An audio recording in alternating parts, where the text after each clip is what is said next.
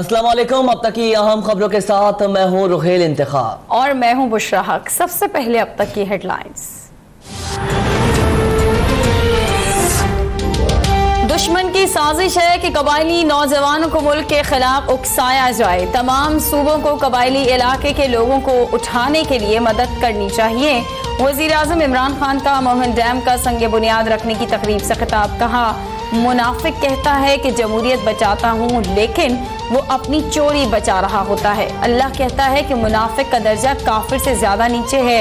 वजीर आजम का साबिक चीफ जस्टिस साकिब निसार को खिराज तहसीन। कहा, जो काम उन्होंने किया वो काम अदलिया का नहीं, हुकूमत का था।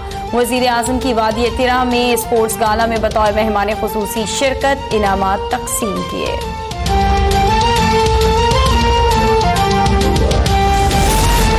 कायद हिज़्ब इख्तिलाफ शहबाज शरीफ का इलाज के लिए लंदन में मजीद क़याम का फैसला। मुस्लिम लीग नून की पार्लिमानी पार्टी ने ख्वाजा आसिफ को पार्लिमानी लीडर नामजद कर दिया। राना तनवीर को चेयरमैन PAC मुकर्रर करने की मंजूरी। शाहिद खाकान अब्बासी ने कहा, ख्वाजा आसिफ को पार्लिमानी लीडर शहबाज शरीफ की ख्वाहिश पर बनाया जा रहा है। ख्वाजा आसिफ मुतहर्रिक और सीनियर पार्लियामेंटेरियन है।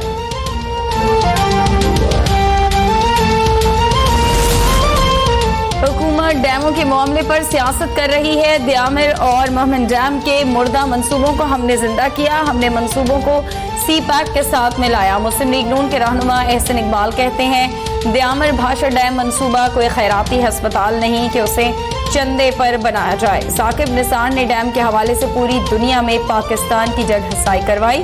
ख्वाजा आसिफ ने कहा, पुरानी हुकूमत के मंसूबों पर अपनी तख्ती लगाना अजीब बात है। मौजूदा हुकूमत माजी की हुकूमतों के कामों का क्रेडिट लेती है।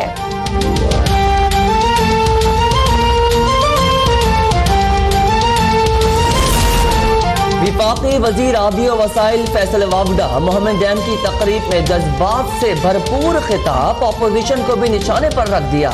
वजीर आजम हंसते रहे।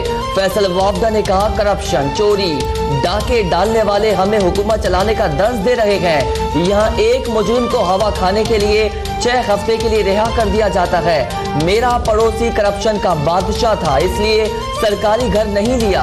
फौज की इज्जत बंदूक की वजह से नहीं, मुल्क के लिए जाने कुर्बान करने की वजह से करते हैं। 10 रमजान से कबल कराची से नौकरियों का प्रोग्राम शुरू करने का ऐलान कर दिया। डैम के हवाले से अपना फर्ज अदा किया है, कोई एहसान नहीं किया। उम्मीद है ये डैम अपने मुकर्रर वक्त पर पाया तकमील पर पहुंचेगा। साबिक चीफ जस्टिस साकिब निसार का मोहम्मद डैम की इफ्तिताई तकरीब से खिताब। कहा, डैम के लिए फंड्स और जमीन देने पर समंदर पार पाकिस्तानियों और अहले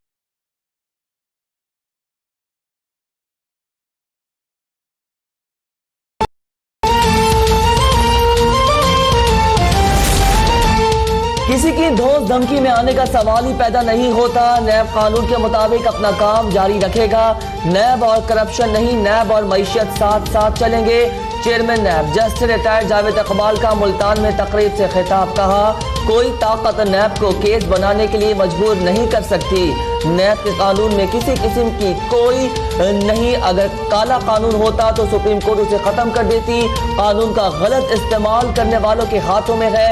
प्री बार्गेन के कानून में इस्लाह की जरूरत है। बोले अवाम हो या ख्वास, किसी को हथकड़ी नहीं लगेगी।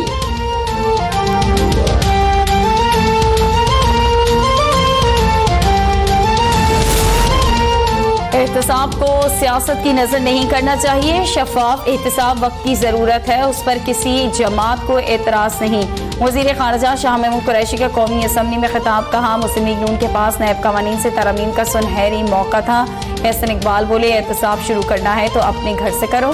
दवाइयों और डॉलर स्कैंडल को बेनकाब करो। जब रातों रात पैसा डीवैल्यू कर दिया गया था, आपकी सफ़ों में पाकिस्तान की करप्शन के तमाम मगरमच्छ हैं। अपने वजीर निकाल कर आपने अपनी नाअहली साबित कर दी।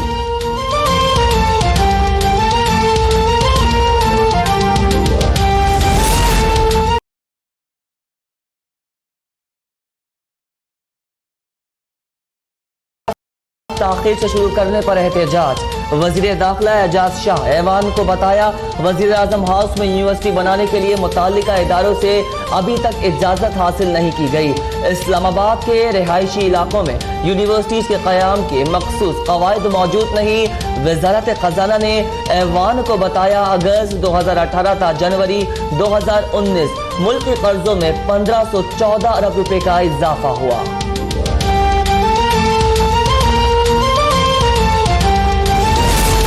हुकूमत ईरान के साथ गलतफहमियां दूर करना चाहती है। कुछ अनासिर पाक ईरान ताल्लुकात में बेहतरी नहीं चाहते। वज़ीर आज़म ने दौरा ईरान में गलतफहमियों का तदारुक किया। वज़ीर ख़ारजा शाह महमूद कुरैशी कहते हैं, सरहदों को पुरअमन बनाने के लिए इक़दाम कर रहे हैं। हमारे सबके साथ दरीना और अच्छे ताल्लुकात हैं। दहशतगर्दों तक पहुँचने के लिए ईरानी हुकूमत का ताउन मांगा है। अफगानिस्तान और भारत के बॉर्डर्स पर हमें चैलेंजेस का सामना है। भारत LOC के